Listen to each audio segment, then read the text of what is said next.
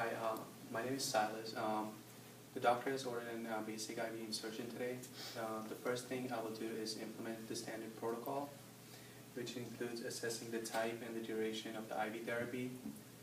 The next thing I will do is look at the doctor's orders and compare them to the MAR. Then I will assess for any pertinent lab values and assess for any allergies. Then I will determine the size and the length of the IV catheter that will be used for the procedure. So today I will be using a 20 gauge IV catheter.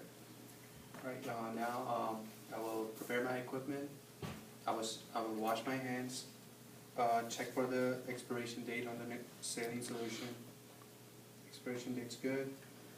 I would clean the normal saline solution bottle.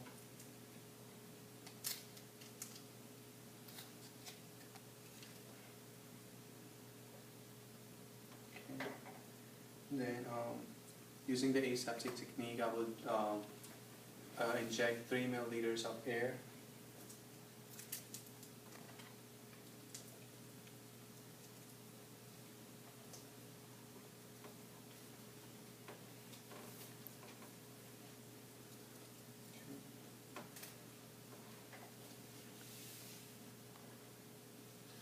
Then draw out 3 milliliters and make sure that there are no bubbles.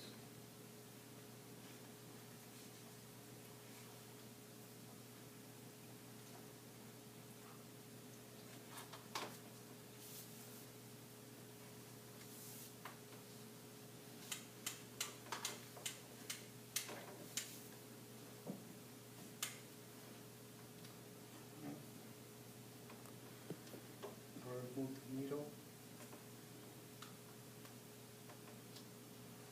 and connect my syringe to the needleless device.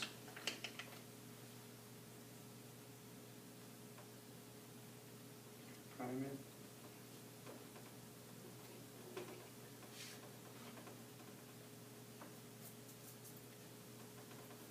Clamp again. I'll prepare my tape for the procedure.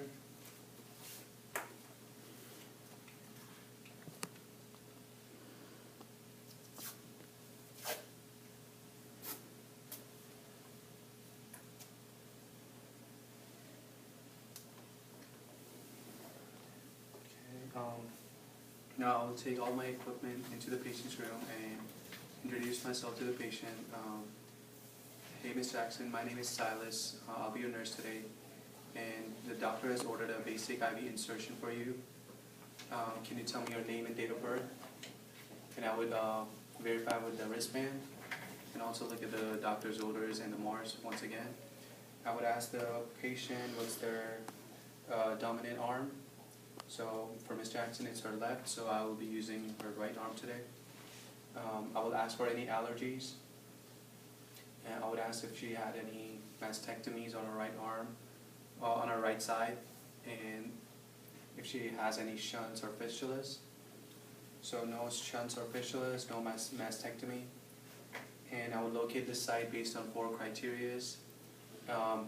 Using the most distal site on the non-dominant arm, choosing a site that doesn't interfere with the patient's ADLs, choosing a site that is not painful upon palpation, and I would palpate the vein and notice for any spongy or bouncy feeling. Okay, then I would apply my tourniquet 4 to 6 inches above the IV insertion site.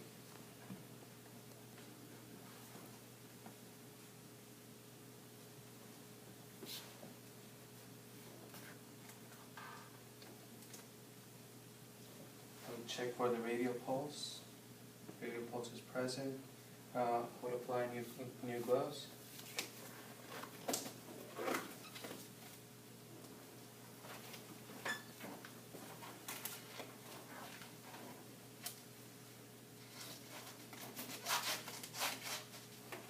Then I would clean the IV site with an alcohol pad in a circular motion, going from inside to outside. And then I will let it air dry.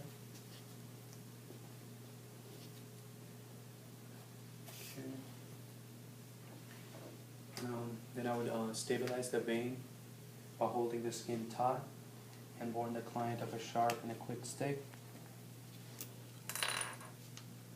Then I would insert my catheter at a 15-degree angle with the bevel up.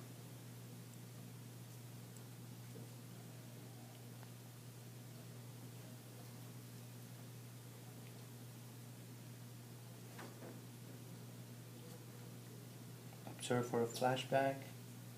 I would advance it about 1/4 of an inch. And then I would loosen the stylet and advance the catheter until it touches the skin. Then I would loosen my tourniquet, release it, and then I would apply pressure 1 inch above the IV site, remove my stylet, connect my extension tubing,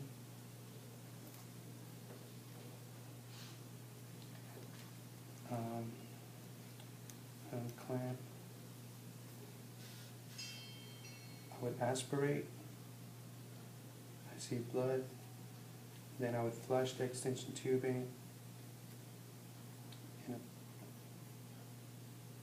while maintaining a positive pressure.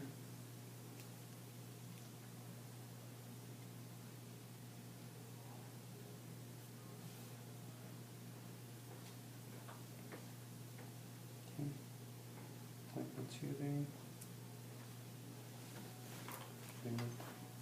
Remove the syringe. Then I will apply my Tegaderm.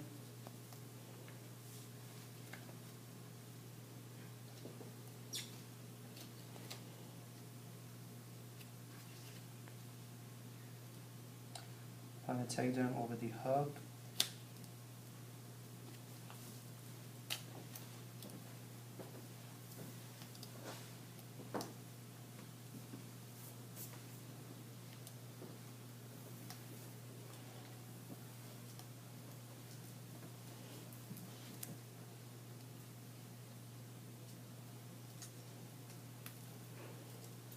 I would also secure my extension tubing with a piece of tape.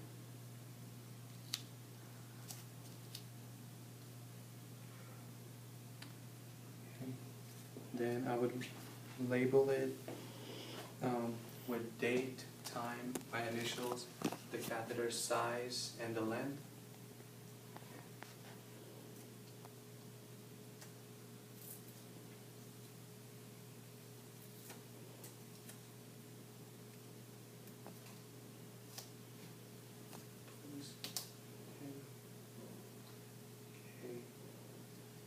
Then I would dispose all my needles and my syringes into the sharps container.